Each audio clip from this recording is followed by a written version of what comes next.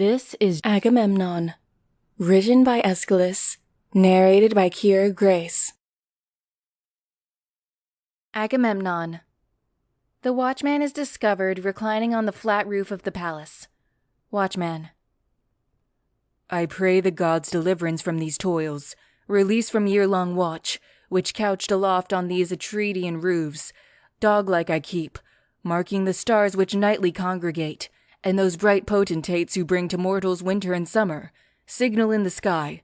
What time they wane I note, their risings too, and for the beacon's token now I watch, the blaze of fire, bearing from Troy a tale, tidings of capture, for so proudly hopes a woman's heart, with manly counsel fraught, dew-drenched and restless in my nightly couch, by dreams unvisited, for at my side, fear stands, in place of sleep, nor suffers me soundly in slumberous rest, my lids to close.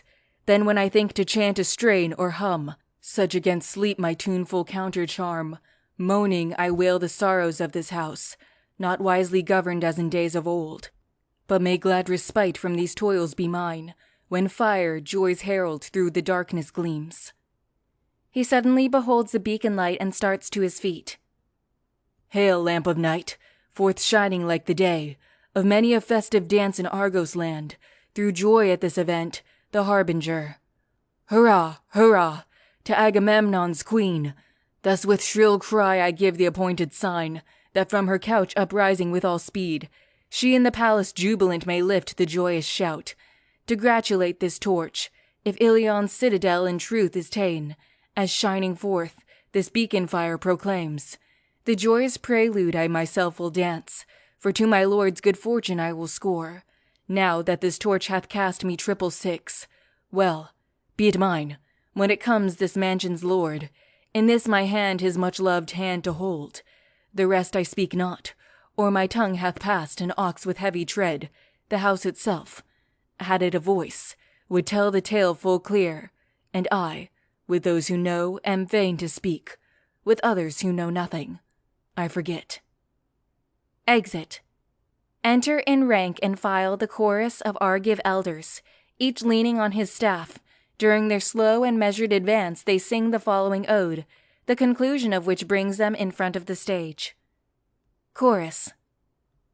Lo, the 10th year rolls apace, since Priam's mighty challenger, Lord Menelaus and Atreus' heir, stalwart Atridae, by heaven's grace twin-throned, twin-sceptered, from this land 1,000 sail, with Argives manned, unmoored, a martial armament, warriors on just reprisal bent, fierce battle clanging from their breast, like vultures of their young bereaved, who, for their nestlings sorely grieved, wheel eddying high above their nest, by oarage of strong pennons driven, missing the ire, watching care of callow fledglings, but from heaven some guilt-avenging deity, or all-retrieving Zeus, doth lend an ear attentive to the cry of birds, shrill wailing, sore distressed, and doth upon the guilty send Erinus, late avenging pest.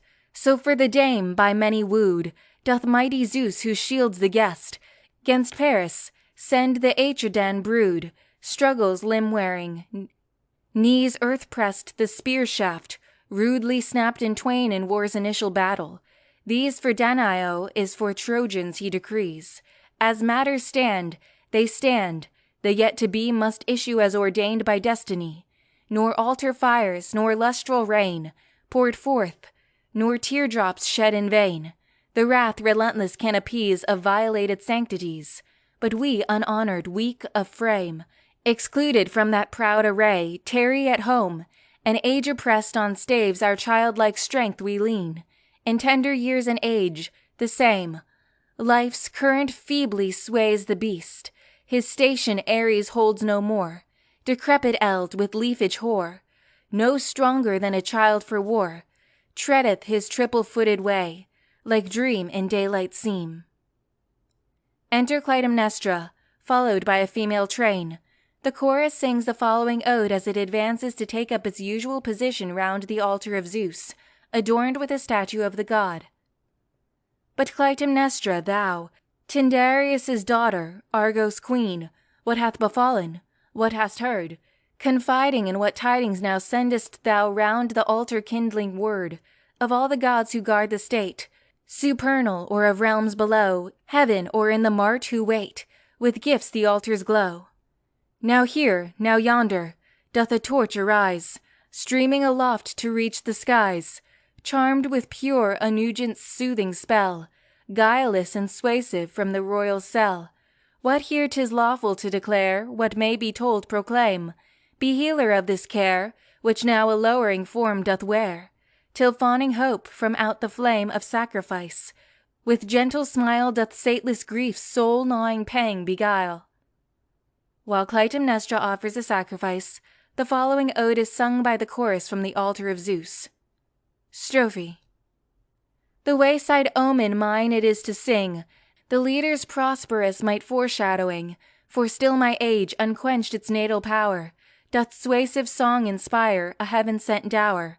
How the rapacious bird, the feathered king, sends forth against the Teucrid land, with spear and with avenging hand, Achaea's double-throned might, accordant chiefs of Hellas' martial flower, toward spear-poising hand, the palace near, on lofty station, manifest to sight. The bird kings to the navy kings appear, one black and one with hinder plumage white, a hare with embryo young in evil hour, immersed of future courses they devour. Chant the dirge, uplift the wail, but may the right prevail. Antistrophe. Then the sagacious army seer, aware how diverse-minded the Atridan kings, in the hare renders see the martial pair, and thus the augury expounding sings. Priam's stronghold in time this martial raid captures, but first the city's store, the people's wealth shall fate destroy. Now from no god may jealous ire, or cloud the mighty curb forged against Troy, marshalled for battle, for the holy maid is angered at the house, since of her sire the winged hounds the wretched trembler tear, mother and young unborn, her special care. Therefore doth she the eagle's meal abhor, chant the dirge, uplift the wail, but may the right prevail. Epode. For she, the beauteous goddess, loves the tender whelps, new-dropped of creatures rude, sparing the utter loving brood of every beast through field or wood that roves. Hence with Apollo pleads the seer that he from these events fair omens will fulfill, judging the wayside augury, partly auspicious, partly fraught with ill. O God of healing, thee I supplicate, let not the huntress on the Danae bring dire ship-detaining blasts in adverse skies, preluding other sacrifice, lawless, unfestive, natal spring of feud full jar and mortal hate, by husband fear unawed, for child-avenging wrath with fear and fraud, dread palace warden, doth untiring wait. Such woes with high successes blent, by fate on the twain royal houses sent, did Calchas from the wayside auguries bodeful proclaim, then consonant with these, chant the dirge, uplift the wail, but may the right prevail. Strophe 1. Zeus, whoe'er he be, this name if it pleaseth him to claim, this to him will I address, weighing all, no power I know save only Zeus, if I aside withrow in sooth as vain this burthen of distress. Antistrophe 1. Nor doth he so great of yore with all-defying boldness rife, longer avail, his reign is o'er, the next, thrice vanquished in the strife, hath also passed, but who the victor's strain to Zeus uplifts, true wisdom shall obtain. Strophe 2. To sober thought Zeus paves the way, and wisdom links with pain. In sleep the anguish of remembered ill drops on the troubled heart, against their will rebellious men are tutored to be wise. A grace I ween of the divinities, who mortals from their holy seats arraign. Antistrophe 2. E'en so the elder of the twain, Achaea's fleet who swayed, no seer upbraiding, bowed with grief suppressed, his soul to fortune's stroke, what time the host, in front of Calchas, tossing off the coast of wave-vexed Aulis, lingered, sore distressed, while store-exhausting gales their progress stayed. Strophe 3. Blasts, dire delay and famine in their train, an evil anchorage from Strymon sweep, ruin to mortals with malignant power, ruthless to ships and cordage, they doubling the sojourn of the deep, wither the Argive flower. But to the chiefs of that array, when, than the bitter storm, the seer a cure shrieked forth, weighted with deadlier bane in the name of Artemis, the Atridan twain, smiting on earth their scepters, strove in vain to quell the rising tear. Antistrophe 3. Then thus aloud the elder chieftain cried, grievous in sooth the doom to disobey, but grievous too if I my child must slay, my home's fair ornament, my pride, defiling these paternal hands, e'en at the altar's side, with virgin slaughter's gory tide. What course exempt from evil? Say, the fleet can I desert, the leagued bands, failing, with hot desire to crave the spell of virgin blood, the storm that shall allay is just. May all be well. Strophe 4. Then harnessed in necessity's stern yoke, an impious change-wind in his bosom broke, profane, unhallowed, with dire evil fraught, his soul perverting to all daring thought. For frenzy that from primal guilt doth spring, emboldens mortals, prompting deeds of ill, thus armed a woman to avenge. The king in sacrifice his daughter dared to kill, the fleet's initial rite accomplishing. Antistrophe 4. Her prayers, her cries of father, her young life were not to those stern umpires, breathing strife. So after prayer her sire the servants bade, stooping with steeled hearts to lift the maid robe-tangled kid alike as for sacrifice. High o'er the altar, them he also bade, guarding her lovely mouth, her bodeful cries, stern curse entailing on their houses twain, with voiceless muzzles forceful to restrain. Strophe 5. Then letting fall her veil of saffron dye, she smote with piteous arrow from her eye, each murderer while passing fair, like to a pictured image, voiceless there, strove she to speak, for oft in other days, she in her father's hospitable halls, with her chaste voice had caroled forth his praise, what time the walls rang to paean sound, gracing her sire with third libation crowned. Antistrophe 5. What next befell I know not, nor relate. Not unfulfilled were Calchas' words of fate, for justice doth for sufferers ordain to purchase wisdom at the cost of pain. Why seek to read the future? Let it go. Since dawns the issue clear with dawning day, what boots it to forestall our date of woe? Come weal at last, so praise these mischiefs past, of a pious land this one sole guard and stay. Hail Clytemnestra, hither am I come thy majesty revering, for 'tis meet when the mail throne is empty that we pay to our high captain's consort honor due. If thou hast heard auspicious news, or not, that with joy-vouching hope thou lightest up the altar fires, I as a friend would know, yet shall thy silence not unkind be deemed. Clytemnestra. Joy's harbinger, be radiant morning born from kindly mother night, so runs the saw, but thou of joy beyond all hope shalt hear, for Priam's city have the Argives won. Chorus. How, queen, I through unbelief I missed thy word. Clytemnestra. Troy is in Argive hands, now speak I plain. Chorus. Joy, stealing o'er my heart, calls forth the tare. Clytemnestra. 'Tis true, thine eye thy loyalty bewrays. Chorus. Of these great tidings what the certain proof? Clytemnestra.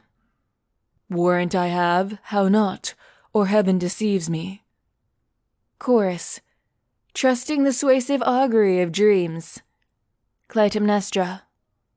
The fancies of the sleep-bound soul I heed not. Chorus. But hath some wingless rumour buoyed thee up? Clytemnestra. Thou chidest me as were I a young girl. Chorus. But since what time was Priam's city spoiled? Clytemnestra. this very night now bringing forth the day. Chorus. What messenger could travel with such speed? Clytemnestra. Hephaestus, a bright flash from Ida sending, hither through swift relays of courier flame, beacon transmitted beacon, Ida first to the Hermian rock on Lemnos isle, thence Athos' summit dedicate to Zeus, the third in order caught the mighty glow, upsoaring, bridging in its might the sea, with gathered strength, the onward speeding torch, in golden splendor like another sun, its message to Magistus' watchtower sends, who, nor delaying, nor by sleep o'erpowered, the courier's duty faithfully discharged, the torch far gleaming to Euripus' stream, gives signal to Messapio's sentinels, firing of withered heath a giant pile, with answering blaze, they pass the message on, the stalwart flame, unwearied and undimmed, like a bright moon, o'erleaps Assapo's plain, and wakens on Cithaeron's lofty crag, another speeder of the fiery post, the warder hailing the far journeying fire, kindles a beacon of surpassing glow, bounded the radiance o'er Gorgopis lake, and reaching Aegyplanctos mountain peak, urged on without delay the fiery chain. With vigor unimpaired they onward send, kindled anew, a mighty beard aflame, that flaring from afar, the headland crossed o'erlooking Saron's gulf, down shooting then, the blaze, alighting on Arachne's height, the city's nearest watchtower reached its goal. Thence to the roof of Atreus' son this light darted, true scion of Idaean fire. Thus in succession, flame awakening flame fulfilled the order of the fiery course. The first and last are victors in the race.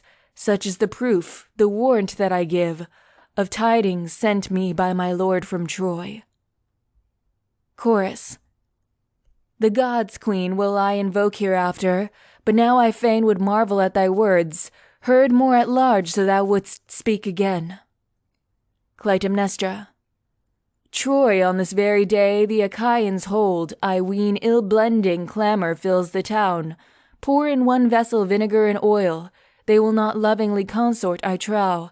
So now from captives and from captors rise two voices, telling of their twofold fate, for those flung prostrate on the lifeless forms of husbands and of brothers, children too, prone on their aged sires, lamenting wail, while these, night stragglers after toilsome fight, keen for all viands that the city yields, upon no order standing, but as each hath snatched the lot of fortune take their fill, at length from frost and skiey dews set free, they dwell in Ilion's spear-won halls, and sleep, the livelong night, unsentineled like gods, if now the tutelary powers they fear, who hold the conquered land and spare their shrines.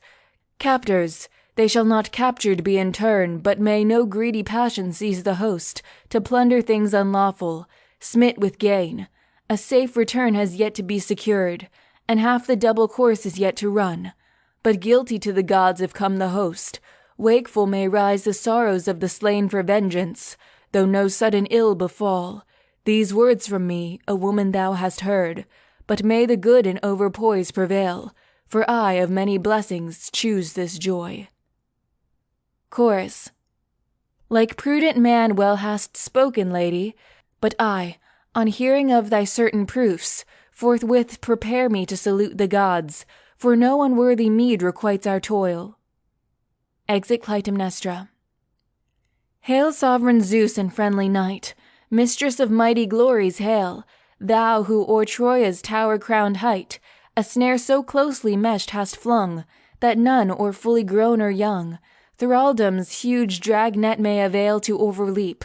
Vast ruin captures all. Great guardian of the guest, thee I adore. Wrought were those deeds at thy behest, the bow thou didst of yore against Alexander's strain, that nor the destined hour before, nor shooting o'er the stars in vain, the shaft might fall. Strophe 1.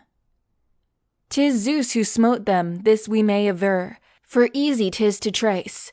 The end he shaped as he decreed, Yet gods supernal some declare, to sinful mortals give no heed who trample underfoot the grace of sacred things. But such are reprobate, kindred they claim with those in heaven's despite, who rebel war breathe forth, transgressing right. Wealth in excess breeds mischief and o'erturns the balance of the constant mind. No bulwark 'gainst destructive fate in riches shall that mortal find, who justice mighty altar rudely spurns. Antistrophe 1. Frenzy's unhappy suasion, fraught with bane, to hapless children sways the will. Against the mischief cure is vain, not hidden is the flagrant ill. Baleful it bursts upon the sight, like spurious coin, his metal base use and the touchstone bring to light. Who, boy-like, to a winged bird gives chase, and whelms his native soil in hopeless night. His orisons the heavenly powers disclaim, but sweep to doom the sinful wight, practised in guile. Thus Paris came to Atreus' halls, the friendly board he shamed, the consort luring from her lord. Strophe 2. Bequeathing to her people deadly star, of shielded hosts, of spears and ships' array, and Ilion's ruin bearing as her dower, she through the portal swiftly took her way. Daring what none may dare, with many a wail, the palace seers peddled forth the tale. Woe for the house and chieftain's woe. Woe for the couch, the trace of her once true. Wronged yet without reproach in speechless woe, there stands he, yearning still her form to view, lost o'er the far sea wave. His dreamy pain conjures her phantom in his home to reign. He loathes the sculptor's plastic skill, which living grace belies. Not Aphrodite's self can still the hunger of his eyes. Antistrophe 2. And dreamy fancies, coinage of the brain, come o'er the troubled heart with vain delight. For vain the rapture, the illusion vain, when forms beloved in visions of the night, with changeful aspect mock our grasp, and sweep on noiseless wing adown the paths of sleep. Such sorrows o'er the hearth brood evermore, and woes o'ertowering these. The warrior train comrades in danger, steered from Hellas' shore, leaving in Hellas' homes heart-withering pain. Full many sorrows rankle at the core. Those whom he sent each holds in ken, but to their homes return armor and in the funeral urn ashes instead of men. Strophe 3. For Ares bartering for gold, the flesh of men the scales doth hold in battle of the spear.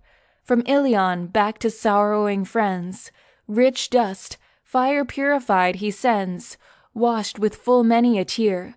No living warriors greet them, but instead urns filled with ashes smoothly spread. Groaning each hero's praise they tell, how this excelled in marital strife, and that in fields of carnage fell, right nobly for another's wife. Breathing such murmurs, jealous hate doth on the Atridan champions wait.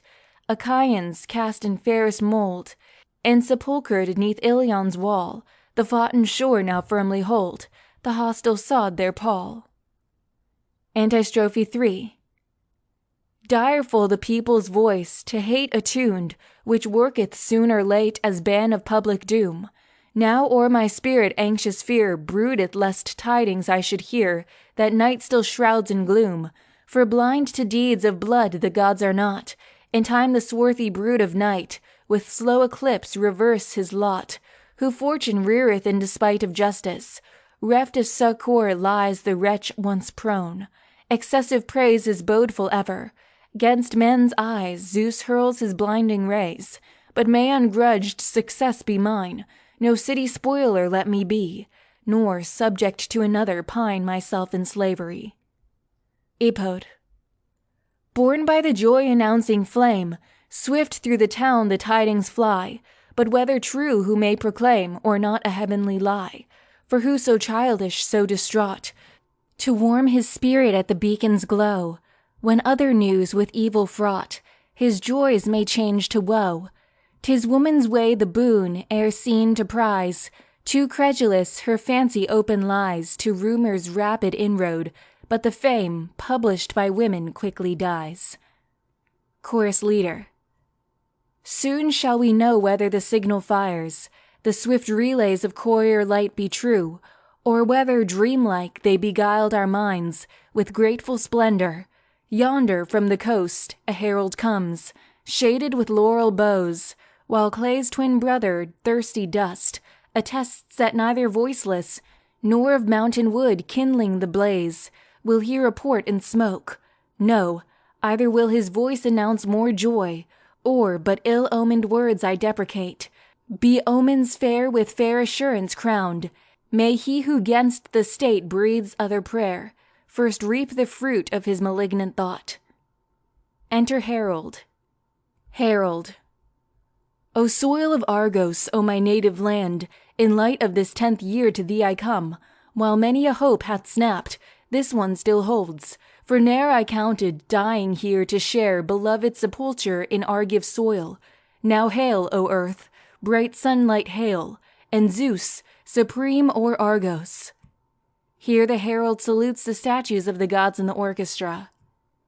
Thou too, Pythian king, with thy fell darts assailing us no more, let it suffice that on Scamander's banks thy mien was hostile. Now, Apollo, Lord, be thou the saviour, be the healer thou. Ye gods of counsel, all I now invoke. Thee, my protector Hermes, herald dear, whom heralds venerate, and heroes, ye who sent us forth, now kindly welcome back the Argive host, poor remnant of the spear. He turns to the stage. Hail, royal palace, roofs beloved hail, ye seats august, ye powers that front the sun, if heir of yore now, with those cheerful eyes receive in state the monarch absent long, for he returns bringing in darkness light common to you and all assembled here, King Agamemnon. Welcome as beseems, him who with mattock of avenging Zeus hath Ilion raised, her undersoil uptorn, quenched are the fanes, the altars of the gods, and of the land entire the seed is crushed. Such yoke round Troy hath Atreus' elder son fastened, and lo, blessed by the gods, he comes of living men most worthy of renown. Nor Paris now, nor his associate town, their deed may vaunt as greater than their woe, cast in a suit for rapine and for theft. His surety forfeit, he to utter doom hath mowed his natal home. Thus Priam's sons with twofold forfeit have atoned their crime. Chorus. Hail, herald of Archaea's ghost. Herald. All hail, so please the gods, I grudge not now to die. Chorus. Love for thy fatherland thy heart hath wrung. Herald. So wrung that from mine eyes fall tears of joy. Chorus. Sweet the heart sickness that o'ercame you thus. Herald. The key I lack which may thy words unlock. Chorus. Smit with desire for those who longed you. Herald. Hath Argos yearned then for the yearning host? Chorus. Aye, so that oft from darkened soul I groaned. Herald. Whence this sad gloom abhorrent to the host? Chorus. Silence I long have held Baal's safest cure. Herald. How, aught didst fear in absence of thy lords? Chorus. To die was oft my wish as whilom thine. Herald. Well ended all is well, but in long years, some chances one might say fell happily, while others adverse were. For who, save gods, lives through the whole of life by grief unscathed? For should I tell of toils of lodgment rude, infrequent landings vexed by dangerous surf, what portion of the day exempt from groans? Still more abhorrent was our life ashore, for close to hostile walls our beds were strewn. Dank vapors fell from heaven, while from the earth drizzled the meadow dews. Our raiments canker, matting like savage beasts our shaggy hair. Or spake I of bird-killing winter's cold, unbearable from snows of Ida born, or summer's heat, when stretched on noonday couch, by breeze unruffled slept the waveless sea? But why lament these hardships? Past the toil, past now and gone, past also for the dead, who ne'er will trouble them again to rise. Why call the spectral army roll, and why living bemoan reverses? Nay, I claim with many a farewell to salute mischance, For us, the remnant of the Argive host, joy triumphs, nor can sorrow tilt the scale. Winging o'er land and sea our homeward flight, we to the sunlight well may make this boast. The Argive host, captors at length of Troy, these spoils an offering to Achaea's gods. Hang up bright glory of their ancient shrines. Whoso these tidings hears must needs extol the city and the leaders of the host. Also the consummating grace of Zeus due honor shall attain. My tale is told. Chorus. Ungrudged surrender yield I to thy words. Age still is young enough for grateful lore. But Atreus' halls and Clytemnestra most these news concern. Me also they enrich. Enter Clytemnestra. Clytemnestra. The shout of jubilee erewhile I raised, when first by night the fiery herald came, telling of Ilion captured and o'erthrown. Then someone spake and taunting asked, Dost think trusting the beacon light that Troy is sacked? 'Tis woman's way to be elate of heart. By such bold utterance was my wit misprized. Yet still I sacrificed, and through the town with woman's note they tuned the joyous trill. Pains uplifting in the gods' abodes, the while they lulled the fragrant incense flames. And now what need that thou shouldst tell me more? I from the king himself the tale shall hear. With honor due my venerated lord to welcome home. Myself will hasten, for what sight for woman sweeter than the day which to her spouse, heaven shielded from the fight, throws wide the gates. Thou hither bid my lord, beloved of Argos, to return with speed. Arriving may he find a faithful wife, such as he left her watchdog of his house, to him devoted, hostile to his foes, in all points like herself, no single seal through these long years invaded by her hand, pleasure or blameful word from other men, foreign to me as dyer's hue to brass, a boastful like this, fraught as it is with truth, the lip misseems not of a high-born dame. Exit Clytemnestra. Chorus. Behold, the queen herself hath tortured thee, decorous words her clear interpreters. But tell me, herald, touching Menelaus, doth he in safety homeward with the host hither return, prince to his country dear? Herald. False news were I to tell in flattering terms, not long would friends enjoy the fair deceit. Chorus. O couldst thou speak auspicious words yet true, that here they sundered are is all too plain. Herald. The man is vanquished from the Achaean host, himself in galley, no untruth I tell. Chorus. Steering ahead from Troy, or hath a storm, a common terror, snatched him from the host? Herald. Like skillful archer thou hast hit the mark, and hast in brief a mighty woe declared. Chorus. Say, doth the voice of other mariners report of him as living or as dead? Herald. Not one so knoweth as to speak his doom, save the bright sun, feeder of teeming earth. Chorus. How burst the tempest on the naval host through anger of the gods? Say what the end. Herald. Auspicious day with ill-announcing tongue beseems not to defile. In weal and woe diverse the honor due unto the gods, when messenger sad-visaged tidings dire of routed armies to the city bears, a common wound inflicting on the state, while many men from many homes are banned, smit by the twofold scourge which Ares loves, twin-speared calamity, a gory pair. Whoso is laden with such woes as these, the pain of the Furies well may raise, but coming to a town in jubilee, glad messenger of safety and success, how shall I tidings mingle fair and foul, the tale unfolding of the storm that smote the Achaean host, not without wrath of heaven, for fire and ocean, bitter foes of yore, swear true alliance and redeemed their pledge, whelming Achaea's luckless armament. Then in the night foul surging mischiefs rose, beneath the Thracian blasts ship after ship, dashed wildly, they sore-butted by the storm, with furious wind and stress of pelting rain, vanquished from sight, 'neath whirl of shepherd dire, and when uprose the sun's fair light, behold the Aegean sea with flowerage overstrewn, corpses of Grecian men and wrecks of ships, us and our vessel with undamaged hull. Some god, I ween, not mortal was the power, ruling the helm, hath saved by stealth or prayer, but saviour fortune lighting on our ship. At moorage she nor felt the billows strain, nor drave against the iron-girded coast. Then safe at last, from watery Hades snatched, in genial daylight still mistrusting chance, with anxious thought o'er this new grief we brooded, our host sore wearied and in evil plight.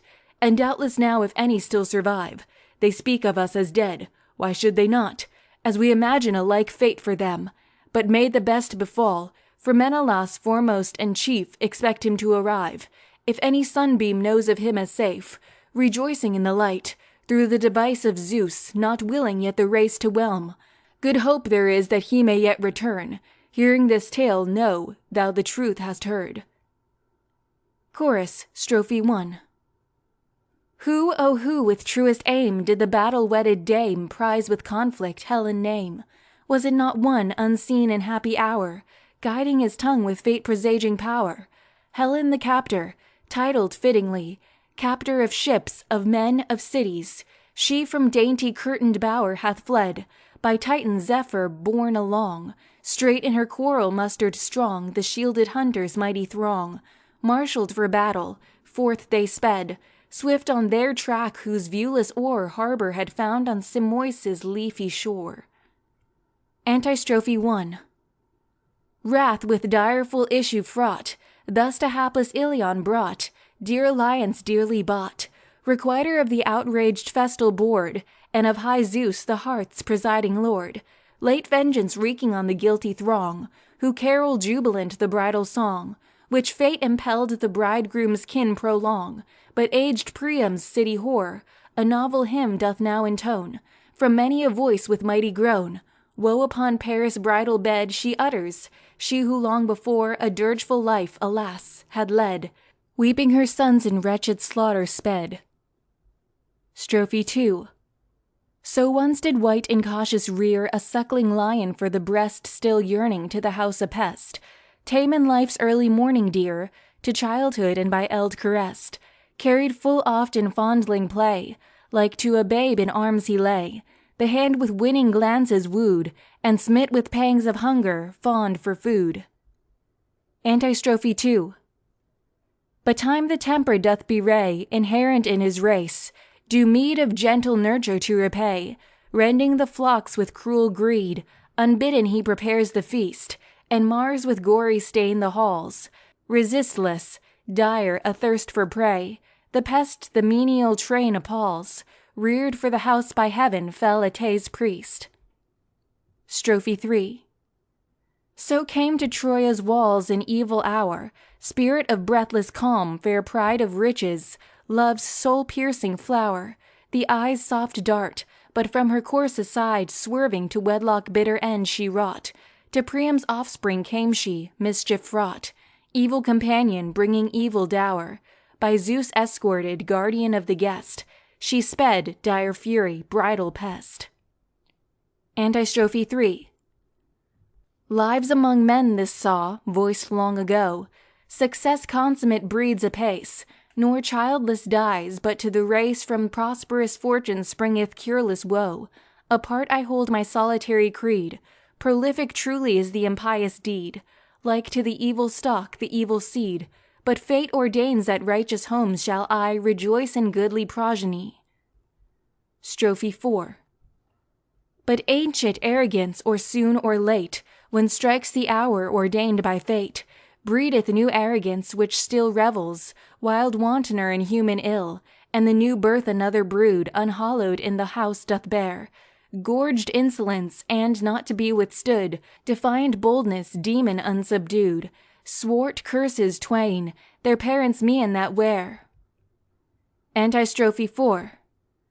But justice doth the smoke-begrimed cell illumine with celestial sheen, and loves with honest worth to dwell, gold-spangled palaces with hands unclean, forsaking with averted eyes, to holy innocence she flies, the power of wealth if falsely stamped with praise.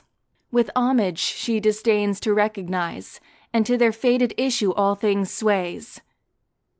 Enter warriors and captives. At last Agamemnon appears, seated on a chariot with Cassandra at his side, Soon after Clytemnestra, accompanied by female attendants, issues from the palace.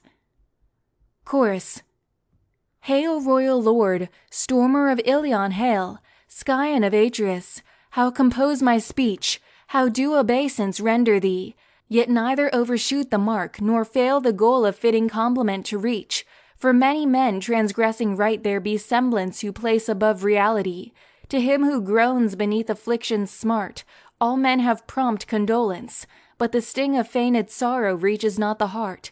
So men with others' joy rejoicing bring over their visage an enforced smile, but the discerning shepherd knows his flock, and his unerring glance detects their guile. Who simulating love with glozing art and watery kindness fawn, but inly mock. But thou, O king, I speak without disguise, in Helen's quarrel busking war's array, a Mayan didst wear unseemly in mine eyes, guiding not well the rudder of thy mind, who didst on death-devoted men essay courage to urge by sacrifice, but those who have achieved the great emprise, not from the surface of my mind alone, I welcome now with feelings not unkind, and inquest made, in time shall it be known, who of thy citizens at home the while guarded thy state with truth, and who with guile. Agamemnon, speaking from the chariot. First Argos and her tutelary gods, who with me wrought to compass my return, and visit Priam's town with vengeance due, justly I hail. For in this cause the gods, swayed by no hearsay, in the bloody urn without dissentient voice the pebbles cast, sealing the doom of Ilion and her sons. But to the rival urn, by no hand filled, hope only came. Smoke still uprising marks the captured city. Eight's incense fires are living still, but dying as they die. The ash sends upward costly fumes of wealth, wherefore 'tis meet to render to the gods memorial thanks, since round them we have cast our vengeful toils, and in a woman's cause the Argive monster, offspring of the horse, host shield encountered, made its deadly leap, and Priam's city levelled to the dust, what time the Pleiades in ocean waned. So bounding o'er the towers of princely blood, the raw-devouring lion lapped his fill. This lengthened prelude to the gods, and now weighing the judgment ye erewhile expressed, I say the same and am with you agreed. To few is it congenial, envy free, to venerate the friend whom fortune crowns. The jealous poison, lodged within the heart, tortures with twofold pang whom it infects. By his own griefs oppressed, the envious man groans also to behold another's joy. Out of my proof I speak, for well I wot, who friendship most pretended only were its mirrored image, shadow of a shade.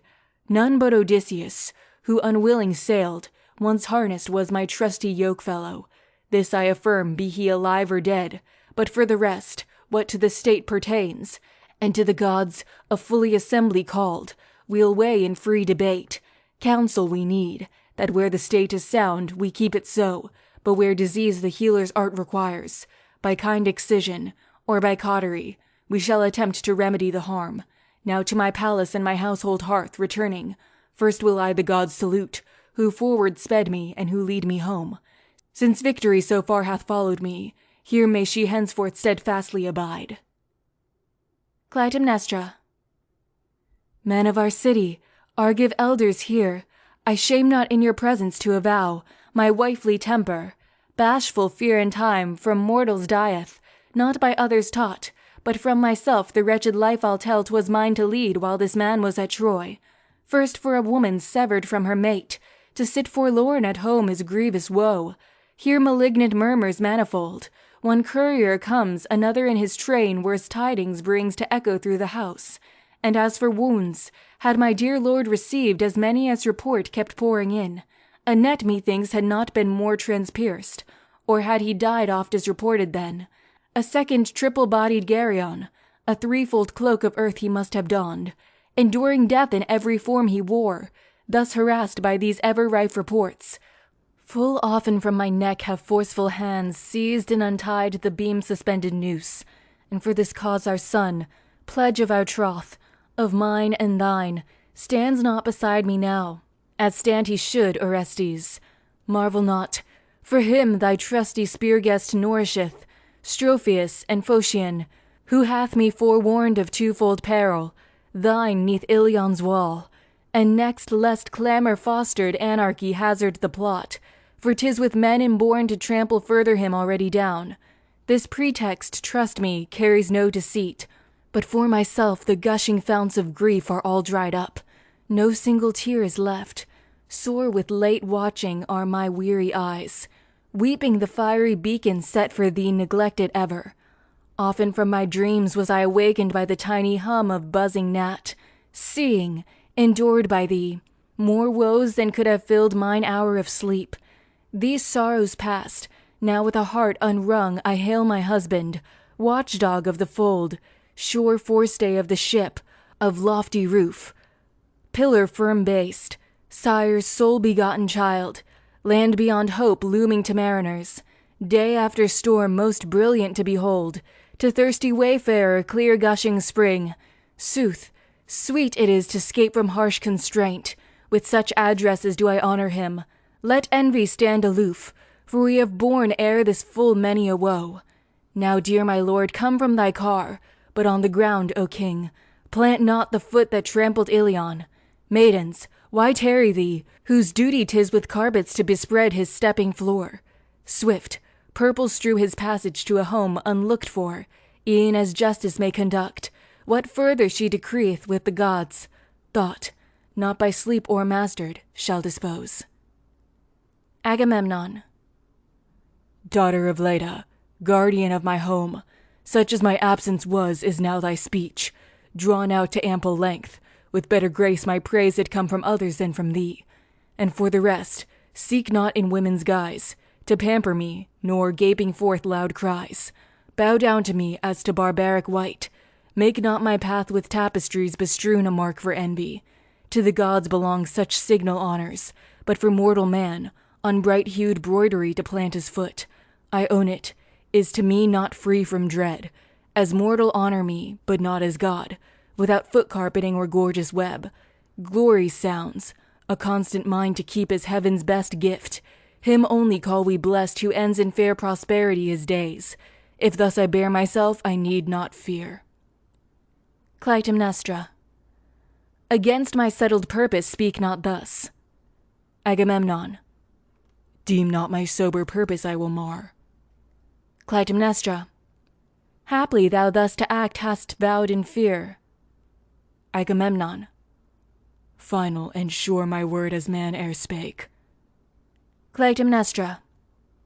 What, thinkest thou, had Priam done if victor? Agamemnon. Purples, I ween, he verily had trod. Clytemnestra. Then stand not thou in fear of human blame. Agamemnon. Yet hath the people's rumour mighty power. Clytemnestra. Life envy-free is life unenviable. Agamemnon. 'Tis not for woman to be fond of strife. Clytemnestra.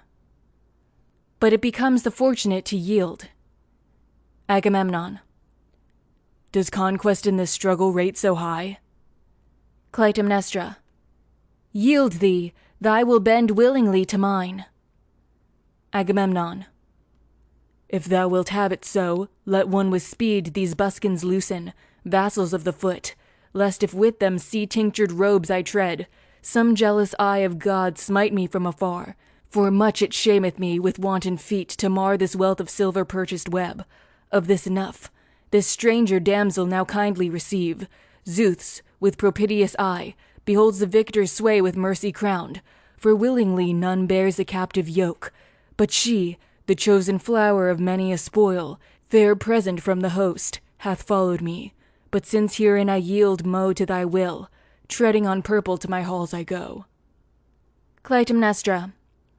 A sea there is, which who may drain, that breeds abundant purple, fresh from many a shell, precious as silver, brilliant dye of robes, whereof through a favour of the gods these halls may boast. O king, a store right plentiful, and poverty a stranger to our house, trampling of many garments had I vowed, had thus the oracles our house enjoined, ransom devising for this precious life. For while the root lives on, the leafage spreads, screening the mansion from the dog star's ray. So now, returning to thy household hearth, as warmth in winter doth thy presence show, and when Zeus breweth from the acrid grape rich wine, then coolness through the halls is shed, where crowner of the home the husband dwells. Zeus, Zeus, all crowner, my petitions crown. Thine be the care of that which crown thou wilt. Exit Clytemnestra and Agamemnon into the palace. Chorus, Strophe 1. Whence this dread portent that untired before my bodeful spirit floats? Wherefore unbidden and unhired waken these dark prophetic notes? Why sits not on my bosom's throne the direful presage to disown, as riddling dream assurance strong? Time's youth hath flown since the stern cables from the boats were flung. What time the shipborne host marched on to Ilion from the sandy coast. Antistrophe 1. After long absence their return with self-informing eyes I learn, yet in its depths my soul self-taught chanteth Erinus' lyreless strains. My hopes of chorid dreft depart, not vainly throb my inmost reins. Whirleth on eddies of dark thought my bodeful heart, yet against hope the gods I pray, that false to augury my lay futile may fall, with vain foreboding fraught. Strophe 2. Never will perfect health confess her limits sated, though disease, neighbor, with party wall against her press, sailing with prosperous course elate, strikes on the hidden reef man's proud estate, then in reluctant fear with well-poised sling, his bales doth into ocean fling, riseth once more the bark, and through with evil freighted to the full, floateth secure the lightened hull. So likewise, gift of ample worth from Zeus the year's increase, whose teeming harvests in the furrows grow, quells the disease of dearth. Antistrophe 2. But when on earth the crimson gore of man hath fallen, nevermore may charm or spell the vanished life evoke. Hence he of old, whose mystic lore was skilled the dead from Hades to restore, fell, blasted by the thunderer's warning stroke. Now did not fate, a heaven-sent fate, baffle my impulse ere too late, leaving behind the lagging tongue. My heart its bodeful strain had sung, but now it raves no cheering rays my anguished spirit knows, and hopeless to unravel fate's dark maze with fiery ardor glows. Enter Clytemnestra, stepping hastily out of the palace. Clytemnestra. Come thou too in, Cassandra, thee I mean, for not in wrath Zeus placed thee in our house a sharer in our lustral rites to stand, with many slaves beside his household altar. Now from this car descend, be not too proud, for e'en Alcmena's son, so runs the tale, sold as a slave, endured the forceful yoke. But if such fate befall thee, great the boon heirs of ancestral wealth to own as lords, for upstarts beyond hope who fortune reap, these reckless are and cruel to their slaves. For us thou hast what usage warranteth. Chorus. Thee in clear words she hath addressed, and thou, meshed as thou art within the toils of fate, yield if thou canst, mayhap thou wilt not yield. Clytemnestra. Nay, and she be not, swallow-like, possessed of an unknown barbaric tongue. My words, beaching her mind, must move her to comply. Chorus. Follow. She counsels for thy need the best. Be thou persuaded. Leave thy chariot seat. Clytemnestra. No leisure have I here before the gates to linger, for, beside the central hearth, the victims wait the sacrificial fire, a favour that our fondest hope transcends. But thou, if aught wilt do of what I say, make no delay. But if, of sense bereft, thou canst not catch the meaning of my words, in lieu of voice, speak with barbarian hand. Chorus. A clear interpreter the stranger needs, distraught she seems like creature newly caught. Clytemnestra. Nay, she is mad.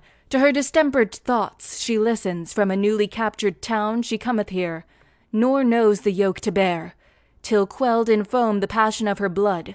But words I'll waste no more, thus to be scorned. Exit. Chorus. But I, by pity moved, will not be wroth. Come, wretched sufferer, this car forsake, to fortune yielding, hansel this new yoke. Cassandra, Strophe 1. Ah me, alas, God's earth, Apollo, O Apollo. Chorus. Why raise for Loxias these cries of bale, not he the god to need the mourner's wail? Cassandra, Antistrophe 1. Ah me, alas, God's earth, Apollo, O Apollo.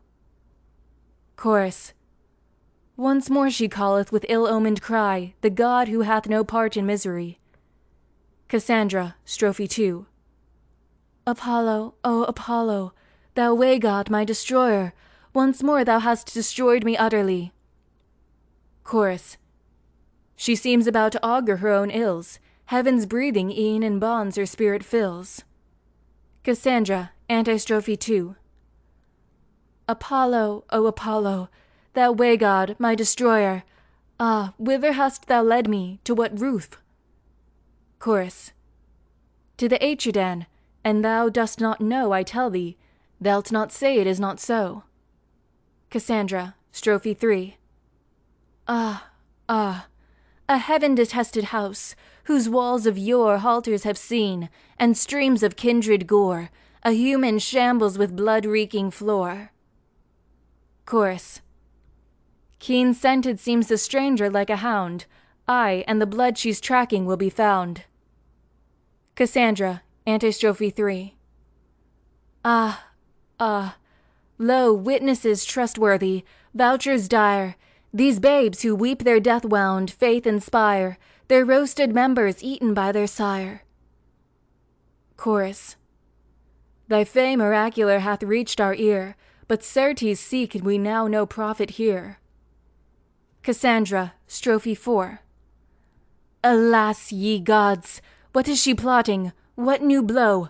A mighty mischief plots she neath this roof, an unimaginable curseless woe, unbearable to friends, help stands aloof.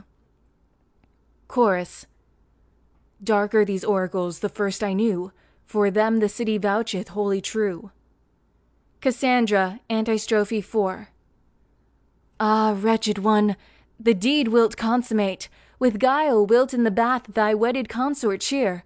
How speak the issue? Soon it will be here. Hand after hand is lifted, woe the while. Chorus. I comprehend her not, this mystic lore. These blear-eyed oracles perplex me sore. Cassandra, Strophe 5. Woe, woe, look, look, what see I there? Is it, ye gods, a net of hell? The wife herself, joint slayer, is the snare. Now o'er the accursed rite, let the dread brood of night, unglutted with the race, their course swell. Chorus, Strophe 6. What fury 'gainst this house doth summon? What the shriek to raise? Such utterance cheers me not. Pallid through every vein, blood to my heart doth run, which to the battle slain quencheth life's sun. But Ate come.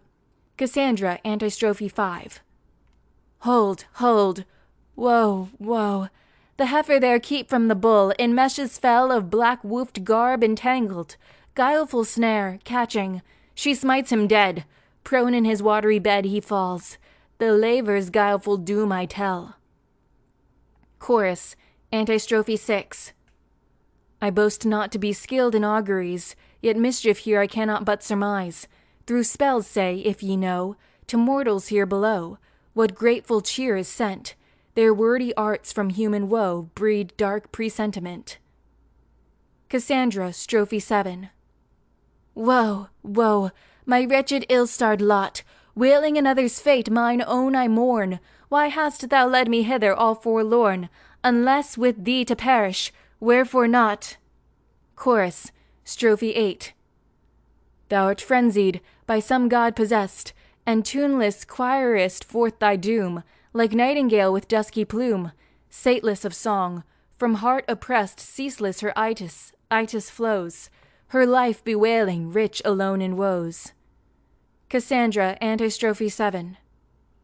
Woe, woe, clear-voiced bird, arrayed in plumage shape, by powers divine, sweet life unmarred by tears is thine, but me awaits the double-edged blade. Chorus, Antistrophe 8. Whence hast thou these prophetic throes, rushing athwart thy soul in vain? Why body forth in dismal strain, blent with shrill cries, these direful woes? Whence cometh thus to vex thy soul of prophecy the dark ill-omened goal? Cassandra, Strophe 9.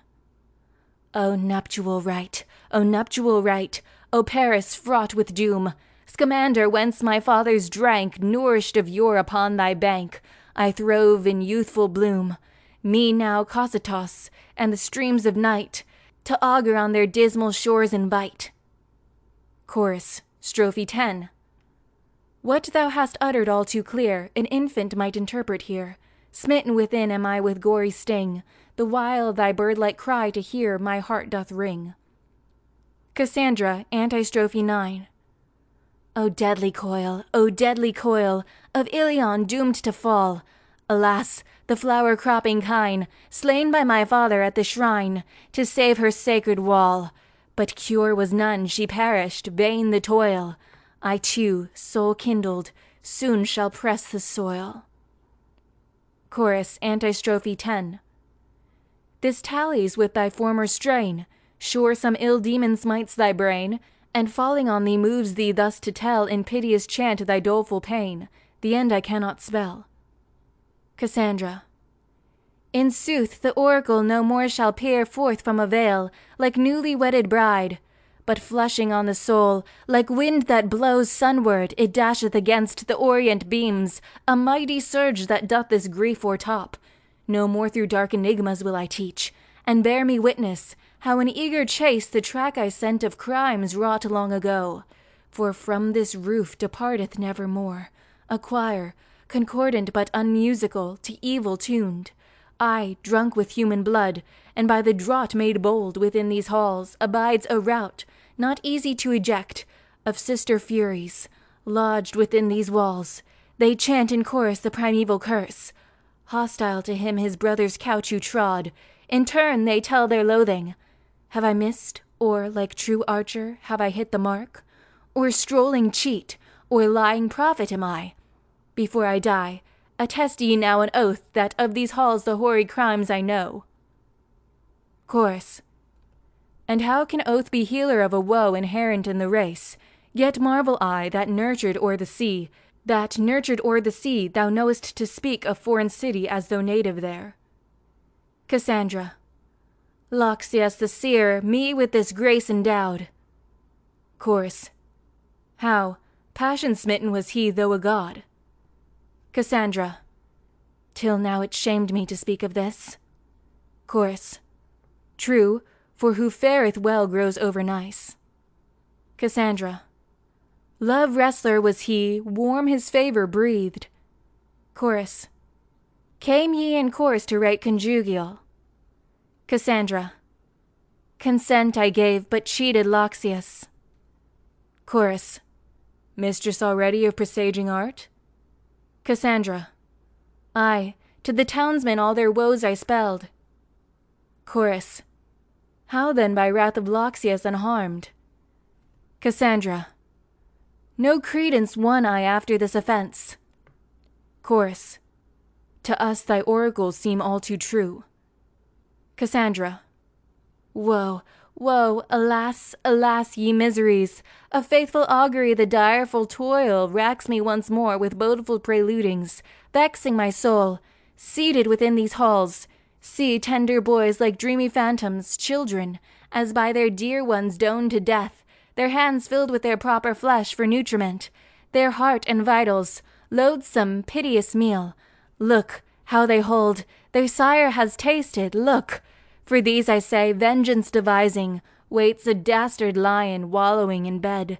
House warden, sooth to him that's come, my master, for the slave's yoke, alas, I needs must bear, the naval leader, leveller of Troy. He knows not that the fell she-dog, whose tongue spoke words of guileful welcome, long drawn out, like irking Ate, will achieve his doom. Such things she dares, the female slays the male. Her, what detested monster may I name and hit the mark? Some basilisk or Scylla, housing in rocks, deadly to mariners, infuriate dam of Hades, breathing forth against her dearest curse implacable. What triumph notes exultantly she raised, all daring one as in the turn of fight, feigning to gratulate his safe return. What boots it whether I persuade or no? The doomed must come, ere long to pity moved. Me thou wilt own a prophet all too true. Chorus. Thyestes' banquet of his children's flesh, I knew and shudder at. Fear takes my soul, hearing the truth, no imaged counterfeit. The rest I heard, but follow not the track. Cassandra. On Agamemnon dead, I say, thou'lt look. Chorus. Lull, poor forlorn one, thy ill-omened tongue. Cassandra. Yet o'er this speech no healing god presides. Chorus. If be it must, but may it never be.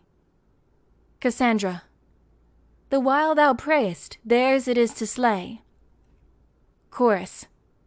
What man deviseth this accursed deed? Cassandra. Widely thy glance hath missed mine oracles. Chorus. Aye, for the plotter's scheme to me is dark. Cassandra. Yet in Hellenic speech my words are couched. Chorus. So too are Pythian chants, yet hard to spell. Cassandra. Alas, what fire is this? It seizes me. Woe, woe, Lycian god, Apollo, woe, the biped lioness, that with the wolf in absence of the noble lion couched, will me, her victim, slaughter, and as one poison who mixeth, she my doom will add to crown her vengeance, whetting 'gainst her lord the murderous knife. She boasteth to exact his death, as payment for escorting me. Why longer wear this scorn-provoking gear, this wand, these wreaths prophetic round my neck? Thee I will shatter ere myself am doomed, hence to destruction I will follow soon. Another in my place, enrich with woes. Behold, Apollo's self doth strip me bare of the prophetic robe. Coldly he gazed, what time in these adornments vainly tricked. To friends and enemies with one consent, all undeserved, a laughter I became. Vagrant yclept, poor hunger-stricken wretch, a strolling mountebank. I bear it all. And now the seer, his vengeance wreaked on me the seeress, calls me to this deadly fate. My father at the altar fell, but me the slaughter block awaiteth, smitten down by stroke relentless, reeking with hot gore, yet not unhonored of the gods we fall. For other champion of our cause shall come, seed matricidal, venger of his sire. An exiled wanderer from this land estranged, returns, this vengeance for his friends to crown. For lo, the gods a mighty oath have sworn, his father's prostrate form shall lead him home.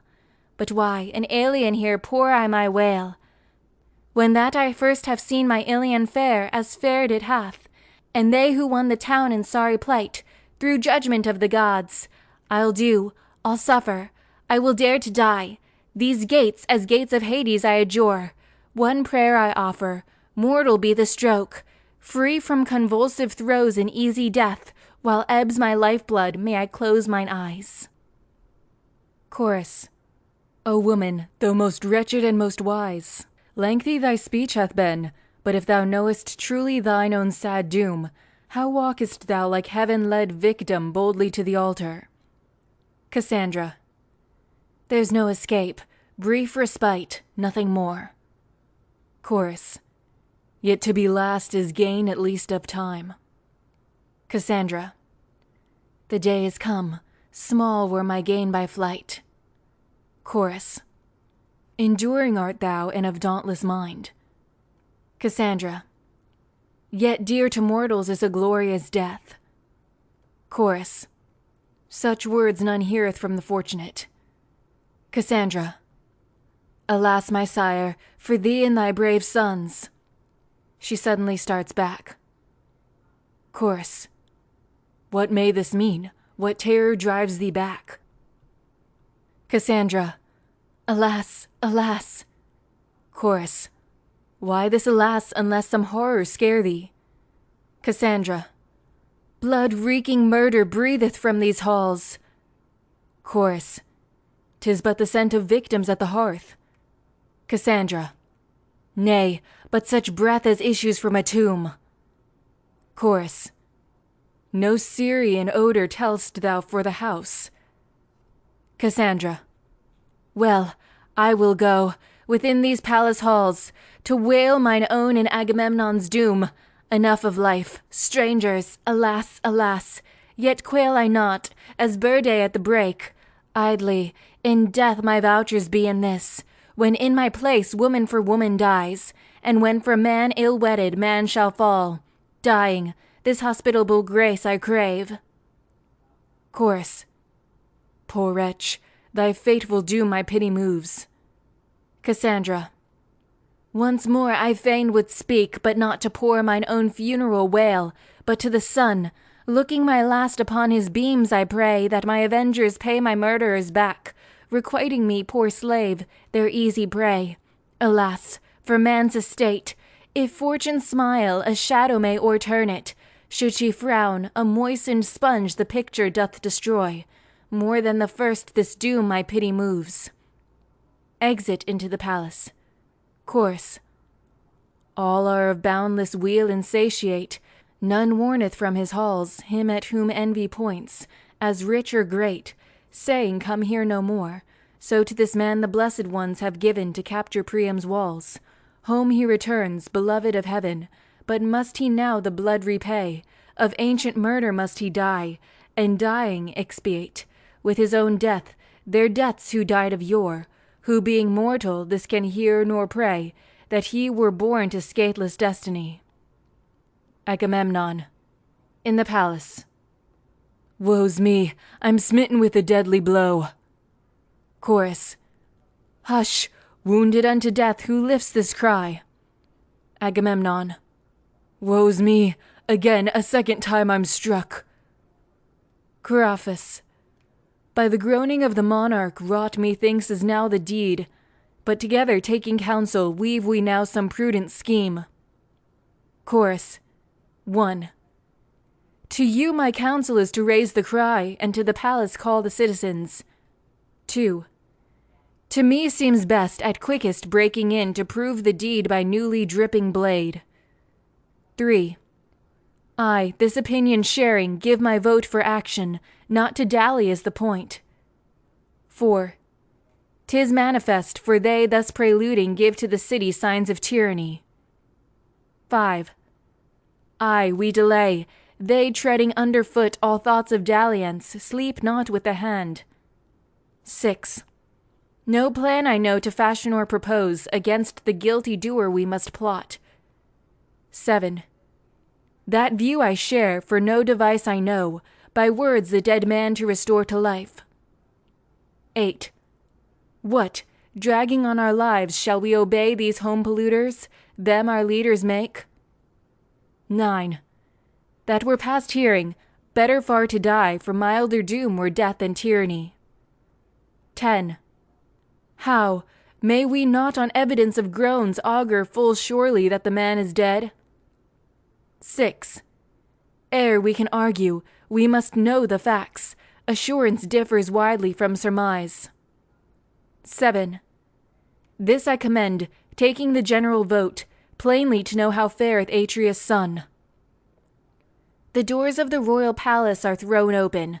Clytemnestra is discovered standing with the axe over her shoulder. Behind her, under a cover, are the bodies of Agamemnon and Cassandra. Clytemnestra. Though much to suit the times before was said, it shames me not the opposite to speak. For plotting against foes, our seeming friends, how else contrive with ruin's wily snare, too high to overleap, to fence them round? To me, not mindless of an ancient feud, hath come at last this contest, late indeed. The deed achieved, here stand I, where I slew. So was it wrought, and this I'll not deny, that he could neither scape nor ward his doom. Around him, like a fish encircling net, this garment's deadly splendor did I cast. Him twice I smote, and he with twofold groan, his limbs relaxed, then prostrate where he lay. Him with third blow I dowered, votive gift to nether Hades, saviour of the dead. Thus as he fell he chafed his soul away, and gurgled forth the swift death-tide of blood. Not less exultant then, with heaven-sought joy, the corn-sown land in birth hour of the ear. For this great issue argive senators, joy ye, if joy ye can, but I exult. Nay, or the slain were offsprings meet. With right, here were they poured, with emphasis of right. Such goblet having filled with cursed ills at home, himself on his return drains off. Chorus. We marvel at thy tongue, how bold thy speech, who o'er thy husband makest so thy vaunt. Clytemnestra. A witless woman are ye proving me, but I with steadfast heart to you who know proclaim, and whether ye will praise or blame, it recks me not. This man is Agamemnon, my husband dead, the work of this right hand, doer of righteous deed, so stands the case. Chorus, Strophe. O woman, what earth-nurtured bane, what potion upsent from the wind-ruffled sea, hast tasted, that on thine own head dost heap curses, for incense, folk muttered and deep, hast cast off, hast slain, outcast, uncitied, thyself shalt be, huge hate of the townsmen blasting thee. Clytemnestra. Me thou dost doom to exile, to endure the people's hate, their curse deep muttered, thou who 'gainst this man of yore hadst naught to urge, he all unmoved as though brute life he quenched, the while he fleecy pastures teemed with flocks, his own child slaughtered of my travail throws to me the dearest, charm for Thracian blasts, him shouldst thou not have chased from land and home just guerdon for foul deed, stern judge thou art when me thou dost arraign. But mark my words, nerved as I am to threat on equal terms, if with strong hand ye conquer me, then rule. But should the god decree the opposite, though late, to sober sense shalt thou be schooled. Chorus, Antistrophe. O haughty of counsel art thou, and haughtily minded thou vauntest amain, as raveth thy mind neath blood-reeking fate, calling for vengeance glares forth on thy brow, of blood the foul stain, forsaken of friends the common hate, death blow with death blow shall expiate. Clytemnestra. This solemn sanction of mine oaths thou hearest, by the accomplished vengeance of my child, by Ate, by Erineus, unto whom I slew this man, expectancy for me tread not the halls of fear while on my hearth. Aegisthus, kind as heretofore burns fire, for he of boldness is no puny shield. There prostrate lies this woman's outrager, minion to each crisis under Troy.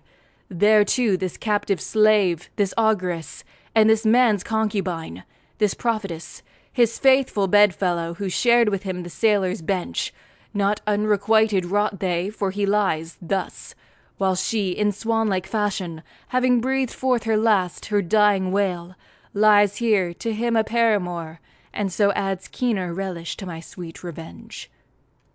Chorus, Strophe 1. O might some sudden fate, not tethered to a weight of couch-enchaining anguish, hither waft the boon of endless sleep, for our most gracious guardian slain we weep, in woman's cause of yore, full many a pang who bore, and now lies smitten by a woman's craft. Strophe 2. Woe, frenzied Helen, woe! Through thee alone, through one, how many souls, how many were undone! What havoc dire 'neath Troia thou hast wrought! Strophe 3. And now the cureless woe, heirloom of blood, shed long ago, through thee hath blossomed, causing strife unquenchable with husband murder rife. Clytemnestra, Strophe 4. Bowed beneath sorrow's weight, invoke not deadly fate, nor in thine anger Helen thus arraign, as though through her, through one, fell many a Danaan son, she man destroyer, working cureless bane. Chorus, Antistrophe 1. Demon who now dost fall ruthless on Atreus' hall, making the twin Tantalide thy prey, through women's haughty reign, gnawing my heart, thou dost confirm thy sway, like bodeful raven horse, she standeth o'er the course, and chants exulting her discordant strain. Clytemnestra, Antistrophe 4. Ay, now thy speech in sooth runs even with the truth, calling the thrice dread demon of this race, for in their veins is nursed, by him the quenchless thirst for blood, ere pales the trace of ancient pang, new ichor flows apace. Chorus, Strophe 5. Mighty the demon, dire his hate, whom here thou boastest to preside. Woe, woe, ill-omened praise of fate, baneful and still unsatisfied. Alas, 'tis Zeus in will, indeed, sole cause, sole fashioner for say what comes to mortals undecreed by Zeus, what here that owneth not his sway. Strophe 6. Woe, woe, King, king, how thee shall I bewail, how voice my heartfelt grief? Thou liest there entangled in the spider's guileful snare, in impious death thy life thou dost exhale. Strophe 7. Ah me, to death betrayed, sped by the two-edged blade, on servile couch now ignominious laid. Clytemnestra, Strophe 8. Dost boast as mine this deed? Then wrongly thou dost read. To count me Agamemnon's wife, not so, appearing in the mien of this dead monarch's queen. The ancient fiend of Atreus dealt the blow, requiting his grim feast, for the slain babes as priest, the full-grown victim now he layeth low. Chorus, Antistrophe 5. That thou art guiltless of this blood, who will attest? Yet by thy side, haply as thy accomplice, stood the Fury who doth here preside. Through streams of kindred gore presseth grim Ares on to claim requital for the deed of shame, the clotted blood of babes devoured of yore. Antistrophe 6. Woe, woe, king, king, thee how shall I bewail? How voice my heartfelt grief? Thou liest there entangled in the spider's guileful snare. In impious death thy life thou dost exhale. Antistrophe 7.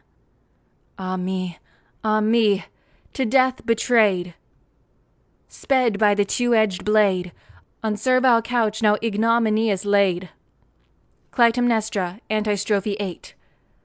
By no unjust decree perished this man, for he through guile hath household death enacted here. His proper child he slew, sweet bud from me that grew. Iphigenia wept with many a tear, foul quittance for foul deed. He reaped the sword's due meed, hence no proud boast from him let Hades hear. Chorus, Strophe 9. Perplexed am I, bewildered sore which way to turn. Escape is vain. Totters the house, I dread the crimson rain that with loud plashing shakes these walls. Falleth in niggard droppings now the gore, and bent on deed of mischief, fate anew on other whetstones, wetteth vengeance due. Antistrophe 2. Earth, earth, O hadst thou been my shroud ere I my king prone in the silver-sided bath had seen. Who will inter him?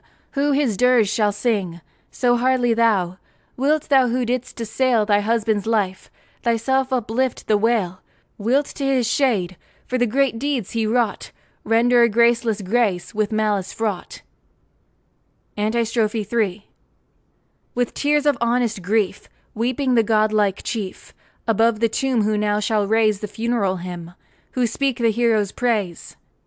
Clytemnestra, Strophe 10. Not thine the task to counsel here, by us he fell, this man we slew, ours be it to inurn him too. Born from the palace or the bier, shall sound no notes of wailing, no, but him, with blandishments, shall meet Iphigenia, by the rapid streams of Acheron, his daughter, as beseems, facing her father, shall around him throw her loving arms, and him with kisses greet. Chorus, Antistrophe 9. That taught still answers taught we see, here to a judge is hard indeed. Spoiled be the spoiler, who sheds blood must bleed.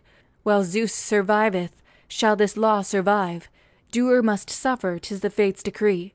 Who from the house the fated curse may drive, the race is welded to calamity. Clytemnestra, Antistrophe 10. Ay, now on truth thou dost alight. I with the demon of this race, the Pleisthenid, an oath will plight. My doom, though grievous, I embrace. But for the rest, hence let him haste. Leaving this house, let him another race harass with kindred murders, for myself. When from these halls blood-frenzied I have chased, small pittance shall I crave of worldly pelf. Enter Aegisthus, arrayed in royal robes and with armed attendants. Aegisthus. Hail, joyous light of justice-bearing day! At length I can aver that gods supernal, judges of men, look down on earthly woes. Beholding in the Erinyes woven robes, this man thus prostrate, welcome sight to me, the whiles atoning compassed by his sire. For Atreus, Argos ruler, this man's father, did from the city and his home expel Thyestes, rival in the sovereignty, my father, to be plain, and his own brother, but coming back a suppliant of the hearth, wretched Thyestes found a lot secure, not doomed his natal soil with blood to stain. Here in his home, but this man's godless sire, Atreus, with zeal officious more than kind, feigning a joyous banquet day to hold, served to my sire, for food his children's flesh, their feet indeed, the members of their hands, seated aloof in higher place he hides, in partaking of the undistinguished parts. In ignorance, Thyestes eats the food, curse-laden as thou seest to the race. Discerning then the impious deed he shrieked, and back recoiling the foul slaughter spewed, spurning with righteous curse the insulted board. Dread doom he vows to the Pelopidae, so perish the whole race of Pleisthenes. Hence is it that ye see this man laid low. The righteous planner of his death am I. For me, the 13th child in swathing clothes, he with my wretched sire to exile drove. But grown to manhood, justice led me back, and I, although aloof, have reached this man, the threads combining of the fatal plot. Now for myself, 'twere glorious to die, seeing this man entrapped in justice toils. Chorus. To honor insolence and guilt, Aegisthus, I know not, that with purpose thou didst kill this man. Thou boastest, of his piteous doom sole author thou. I tell thee thine own head to justice brought, be sure shall not escape the curse of stoning by the people's hand. Aegisthus. Plying the lowest oar dost menace us, who from the upper benches sway the helm.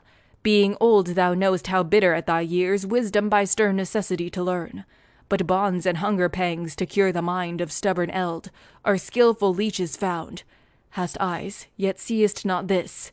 Against the pricks kick not, lest stumbling thou shouldst come to grief. Chorus. Woman, housemate to him from recent war returned, defiler of thy husband's bed, death thou didst plot against this warrior chief. Aegisthus. These words will fountains be of bitter tears. Thy tongue the opposite to Orpheus is, for he drew all by rapture of his voice, while thou by idle bark dost all things stir. To hate, when conquered, thou wilt tamer show. Chorus. Shalt thou be ruler of the Argives, thou, who, when that thou hadst plotted this man's death, didst courage lack to strike the blow thyself? Aegisthus. To spread the snare was plainly woman's part, for I his ancient foeman was suspect, but armed with this man's treasure be it mine to rule the citizens. The unruly colt that, barley fed, turns restive, I will bind, with heavier thong than yokes the trace horse, him, darkness' grim comrade, famine, shall see tamed. Chorus. This man why didst thou not, of base soul, slaughter thyself, but him his wife, with thee, the land polluting and her country's gods, hath slain? Orestes, sees he still the light, that home returning with auspicious fate, he may, with mighty stroke, deal death to both? Aegisthus. Since thou art minded thus to act, not talk alone, know quickly. To his attendants. Come on, my faithful bodyguard, the fray is not far distant.